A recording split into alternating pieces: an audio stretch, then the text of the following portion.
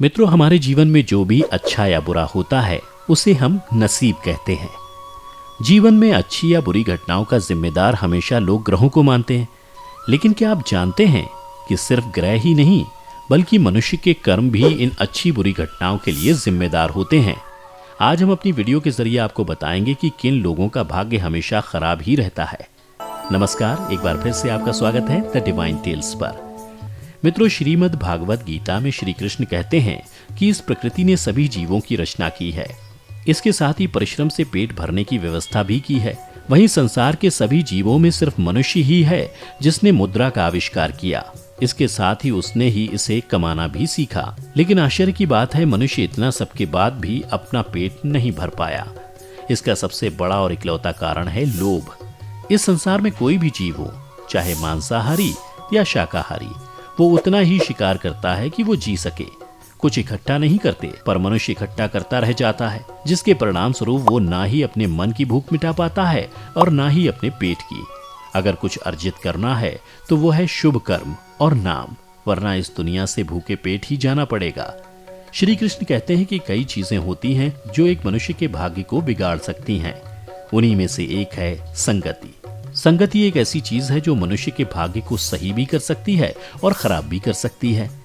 संगति अगर अच्छी होती है तो मनुष्य का भाग्य गुणवान हो सकता है, और यदि संगति बुरी है तो आपके अंदर नकारात्मक विचार उत्पन्न होंगे जो व्यक्ति को गलत रास्ते पर भी ले जा सकते हैं। श्री कृष्ण के अनुसार व्यक्ति का भाग्य केवल उस पर निर्भर नहीं करता, बल्कि उसके जीवन में रहने वाले लोगों का भी असर उसके भाग्य पर पड़ता है।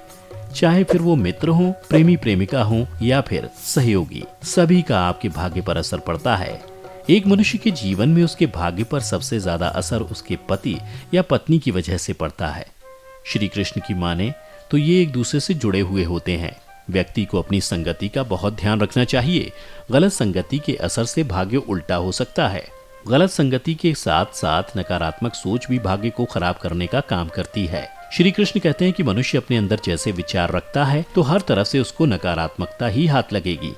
जैसे उस मनुष्य को नकारात्मक लोगों का साथ मिलेगा और जीवन नकारात्मकता से भर जाएगा, जिसके कारण सब कुछ ठीक होने के बावजूद हर काम बिगड़ने शुरू हो जाएंगे और असफलता ही मिलेगी। वहीं शास्त्रों में ऐसी मान्यता है कि अगर कोई इंसान रोजाना तुलसी के पास दीपक जलाए तो उसके जीवन से हर प्रकार की नकारात्मक शक्ति दूर रहती है। मित्रों, श्री कृष्ण कहते हैं कि किसी को धोखा देना या उसका विश्वास तोड़ना आपके भाग्य को बुरी तरह नुकसान पहुंचा सकता है। अगर व्यक्ति अपने स्वार्थ के लिए किसी को धोखा देता है या किसी का अधिकार छीनता है और किसी को बिना कारण नुकसान पहुंचाता है, उसका भाग्य हमेशा खराब ही रहता है। कहा जाता है कि 7.5 लोगों को बुरे परिणाम देती है, पर सत्य यह है कि 7.5 व्यक्ति के कर्मों के अनुसार उन्हें फल देती है। एक मनुष्य जितना दूसरे को धोखा देता है, उससे ज्यादा का आर्थिक नुकसान उसे खुद को झेलना पड़ता है। साथ ही कभी कभी मानसिक रोगों की समस्या भी हो सकती है। श्री कृष्ण ने महाभारत के कुरुक्षेत्र की युद्ध भूमि में बताया था कि जब किसी मनुष्य का भाग्य साथ ना दे रहा हो तो क्या करना चाहिए। उन्होंने कहा है कि हमारे कर्म ही निर्धारित करते हैं कि हमारा भविष्य कैसा होगा, लेकिन अगर फिर भी हमारे साथ अनचाहा गलत व्यवहार हो तो हमें इसमें भी चिंता करने की आवश्यकता नहीं है। चिंता किसी भी चीज का समाधान नहीं होती। इसके बजाय हम लोग कोशिश कर सकते हैं कि जीवन की विपरीत परिस्थितियों को जीत लें। कुछ लोग जीवन में थोड़ी सी विपरीत परिस्थितियां आने पर भी भयभीत हो जाते हैं और उनका ईश्वर तक से विश्वास हट जाता है। लेकिन ऐसी स्थितियों में कभी भी ईश्वर के ऊपर से भरोसा नहीं हटाना चाहिए। अगर आप ईश्वर पर भरोसा करते हैं तो आपको चिंता की कोई आवश्यकता ही नहीं, क्योंकि विधाता ने हर समस्या का समाधान उसके साथ ही भेजा है।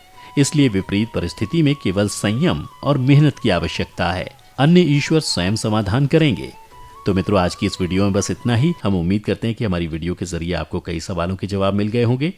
अगर ये वीडियो पसंद आई हो तो इसे लाइक और शेयर जरूर कीजिएगा। अगर आपने हमारे चैनल को सब्सक्राइब नहीं किया है तो जरूर करिए। इसके साथ ही मुझे दें इजाजत, और हाँ, वीडियो को अंत तक देखने के लिए आपका बहुत बहुत शुक्रिया।